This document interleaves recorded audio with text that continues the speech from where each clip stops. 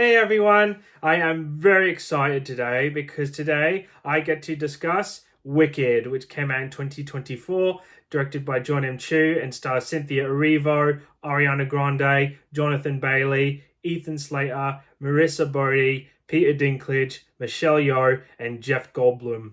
Elphaba, a young woman ridiculed for her green skin, and Galinda, a popular girl, become friends at Shiz University in the Land of Oz.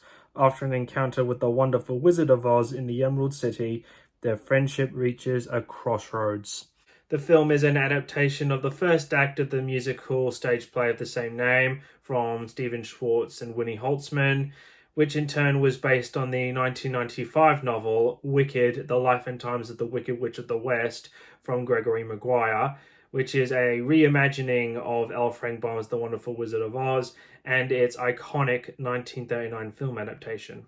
Now, before I get into my thoughts on the film itself, I would like to discuss a bit about my history with Wicked. Of course, I am aware that Wicked is a massive Broadway sensation. It's been dubbed Broadway's first blockbuster for a reason. Of course, it premiered in 2003 and starred Idina Menzel and Christian Chenoweth in the leading roles. As for me, though, when I was growing up, I would occasionally see the trailer for the stage production on television, and of course, I would see the iconic poster plastered in places. I mean, it is so iconic. However, my interest in Wicked didn't exactly peak until the announcement of the film adaptation by Universal, which they cast Cynthia Erivo as Elphaba and Ariana Grande as Glinda. And that was when I started to look into the Broadway show. And after watching a bootleg version of it on YouTube, I became a fan pretty quickly. Of course, when they were filming the film adaptation of the musical, there were, of course, set leaks. There was the leaked CinemaCon footage. But really, I was really hoping to get to see the show personally.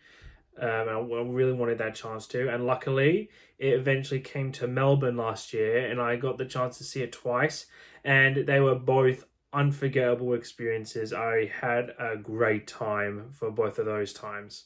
Now, of course, I am aware that this is part one of a two-part film adaptation of the musical because Jon M. Chu felt that the story needed to be told across two films. And of course, typically people online complained about it, like, why is it two films? It should have been one. But it was honestly the best decision. All right, so what are my thoughts on the film?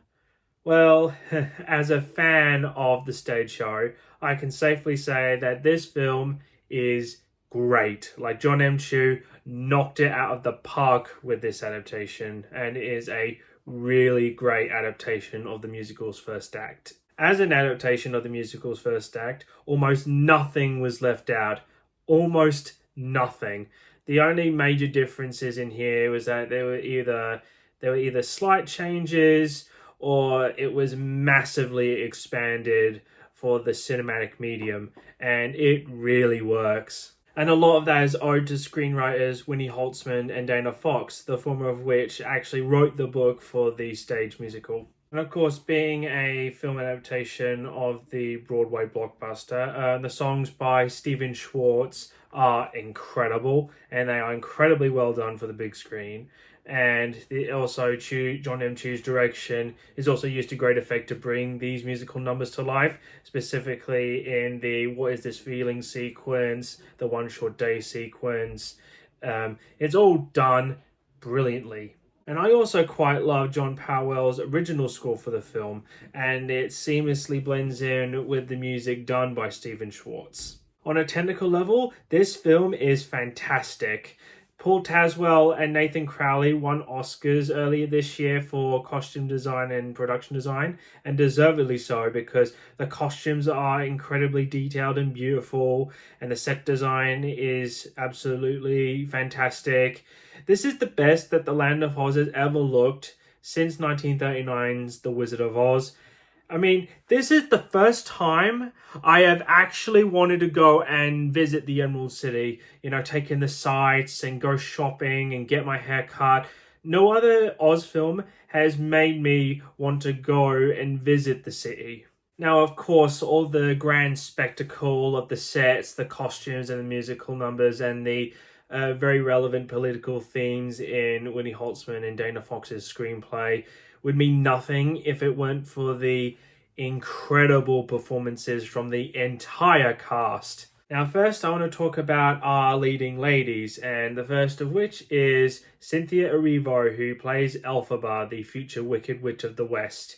And she is absolutely phenomenal in the role. She's very strong, but she also be very vulnerable. You really feel for her. She goes on this big arc throughout the film. Ariana Grande is incredible as Galinda, who becomes Glinda the Good. She's very funny, she's very bubbly, and she can be very likable even when she bullies Elphaba, which is quite difficult to do for the audience to get behind, but she does it flawlessly. And when it comes down to it, she can give a very emotional performance, especially when she begins to befriend Elphaba.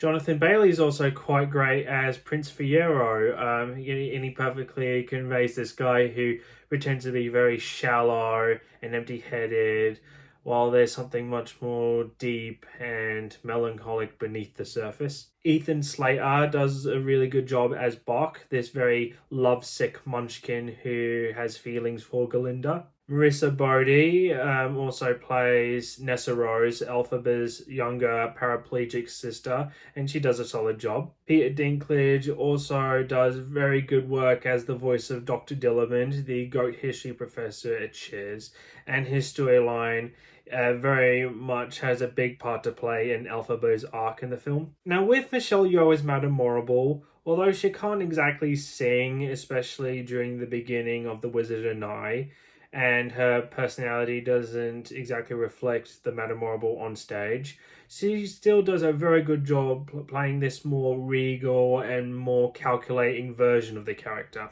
And finally, Jeff Goldblum as the Wizard of Oz.